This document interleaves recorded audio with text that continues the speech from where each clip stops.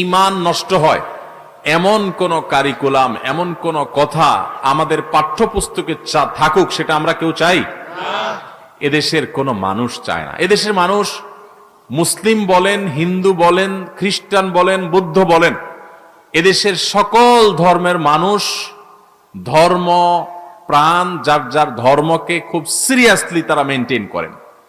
পশ্চিমা দুনিয়ার আবর্জনা বা পৃথিবীর বিভিন্ন দেশের আজে বাজে খিস্তি খেউর জিনিসগুলোকে এই দেশে পাঠ্যপুস্তকের ভিতরে ঢুকাইয়া আমাদের কোমলমতি বাচ্চাদেরকে ধ্বংস করবেন না আল্লাহর ওয়াস্তে। যারা সংশ্লিষ্ট আছেন আপনাদের কাছে করজোর করে বলি, এদেশের কৃষ্টি, এদেশের কালচার, এদেশের সংস্কৃতি, এদেশে মানুষের চিন্তা ভাবনা, এটাকে শ্রদ্ধা করতে শিখুন। এদেশের কোনো মানুষ চায় না তার সন্তান শিক্ষিত হতে গিয়ে, জেনারেল শিক্ষা নিতে গিয়ে সন্তান নাস্তিক হোক, আধা নাস্তিক হোক, সমকামী হোক, ট্রান্সজেন্ডার হোক, এটা কোনোদিন কোনো মা বাবা চায় না। অতএব জনগণের ইচ্ছার বিরুদ্ধে, চাহিদার বিরুদ্ধে কোনো কিছু যদি চাপিয়ে দেয়া হয়, সন্তানদেরকে নষ্ট করার জন্য যদি কোনো চক্রান্ত করা হয়, পেছনে কলকাঠি যারাই নাড়ুক না কেন, এদেশের মানুষ নিজেদের ঈমান নষ্ট হতে দেবে না ইনশাআল্লাহ। আমি আশা করব যে সংশ্লিষ্ট কর্তৃপক্ষ তারা বিচক্ষণতার পরিচয় দিবেন, পাবলিকের পালস বোঝার চেষ্টা করবেন, মানুষ যাতে করে স্কুলে তাদের সন্তানদের ভর্তি করাতে গিয়ে ঈমান নিয়ে চিন্তা করতে না হয়। আমরা মালয়েশিয়ার একটা ছবি দেখেছি কয়দিন আগে, আপনারা অনেকে দেখেছেন। মালয়েশিয়ার একজন পাওয়ারফুল, গুরুত্বপূর্ণ একজন মন্ত্রী, শিক্ষামন্ত্রী আমি যদি ভুল না দেখে থাকি, শিক্ষামন্ত্রী অথবা এ জাতীয় গুরুত্বপূর্ণ একটা মন্ত্রণালয়ের দায়িত্বপ্রাপ্ত মন্ত্রী, তার ছোট মেয়ে কোরআনে কারিমের হিফজ শেষ করেছে মসজিদে। মালয়েশিয়া আমি গিয়েছি একাধিকবার, এবং সেখানে মসজিদগুলোতে সুন্দর সুন্দর সুন্দর কোরআনে কারিমের হিফজের হালাকা হয়, ছোট ছোট আসর হয়, এখানে বাচ্চাদের হেফজু করানো হয়, মসজিদ ভিত্তিক হিফজ। আমাদের দেশে তো শুধু হেফজুখানা মাদ্রাসাতে হেফজু হয়, মসজিদেও সেখানে হেফজু হয়। মিডিল ইস্টের সব দেশগুলোতে কম বেশি মসজিদেই হেফজুখানা হয়। আমাদের দেশে মসজিদে তেমন কোনো আয়োজন নাই, শুধু এই মক্তব হালকা একটু থাকে। তো সেখানে আমি দেখেছি, ছবিতে আপনারাও দেখেছেন, সোশ্যাল মিডিয়াতে ব্যাপকভাবে ছবিটা প্রচারিত হয়েছে, যে একজন মন্ত্রী তার ছোট মেয়ে পড়াশোনা করছে হিফজু, এবং হিফজুর শেষ সবক তার হচ্ছে ওই দিন। তো বাবা হাজির হয়েছেন, বাবা মন্ত্রী হাজির হয়েছেন, মা হাজির হয়েছেন, এবং উস্তাজের কাছে, শিক্ষকের কাছে কোরআনে কারিমের হিফজের শেষ সবকটা শোনাচ্ছে। বাবা পাশে থেকে সে দৃশ্য অবলোকন করছেন, মা একটু দূরে বসা আছে, তিনি সেখান থেকে এটি দেখছেন। সেখানকার এটা ট্র্যাডিশন যে শেষ সবক হওয়ার সময় বাবা মা উপস্থিত থাকে, তারা দেখে। তো একটা দেশের গুরুত্বপূর্ণ মন্ত্রীর বাচ্চা হিফজখানায় পড়লে সে দেশের অর্থনীতি কি গোল্লায় চলে গেছে? কি বলেন? মালয়েশিয়া গরিব হয়ে সব মানুষ এদেশে কাজ করতে আসছে? তো তারা যদি ইসলামকে তাদের মধ্যে ধারণ করে, তাদের সংসদ ভবনের কাছেই বিশাল বড় মসজিদ, সংসদ সদস্যরা যাতে নামাজ পড়তে পারে, বিশাল বড় মসজিদ, আশেপাশে আরো কয়েকটা বিশাল বড় বড় মসজিদ, এবং সেখানকার সমাজের খাজে ভাজে রন্ধ্রে রন্ধ্রে তারা ইসলামকে ধারণ করে। সে দেশের প্রেসিডেন্ট যখন পশ্চিমা দুনিয়াতে যায়, আমেরিকাতে যায়, তখন সেখানে গিয়ে জুমার নামাজে ইমামতি করে তাদের প্রেসিডেন্ট,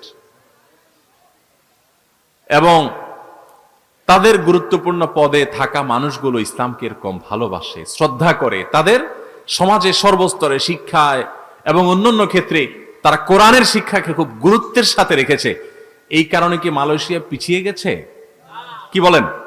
পিছিয়ে গেছে নাকি আমাদের চাইতে আগায় আছে? আমরা সেখানে কাজ করতে যাই না, তারা কাজ করতে আসে। তো কোরআনের শিক্ষা পৃথিবীতে মানুষকে কখনো পিছিয়ে রাখে না, বরং আরো এগিয়ে দেয়।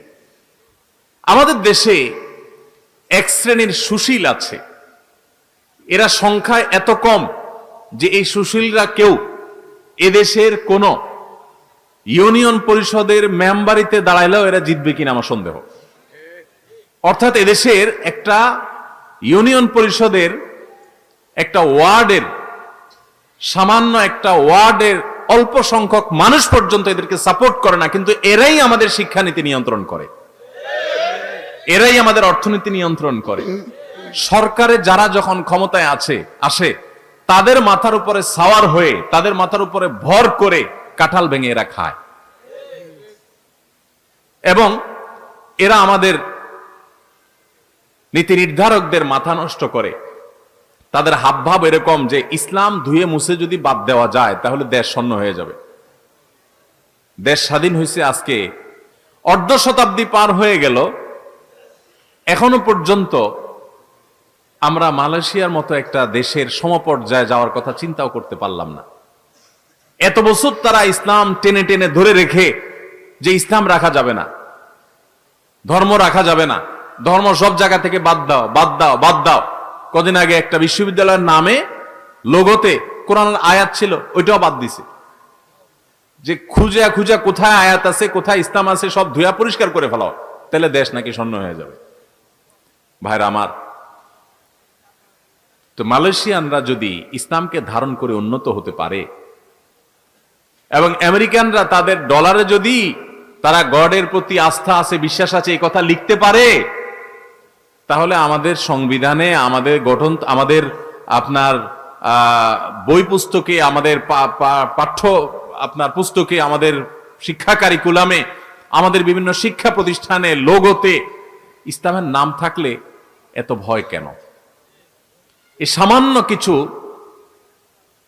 মুনাফিক যারা নিজেদেরকে মুসলমান দাবি করে, মুসলমান সমাজে মিশে, এরা অমুসলিমদের দালাল, এবং সেখান থেকে টাকা পয়সা খেয়ে এদের ম্যাক্সিমামের দেখবেন ছেলে মেয়েরাও এদেশে থাকে না, এরা সব ছেলে মেয়ে বিদেশে পাঠায় দেয়।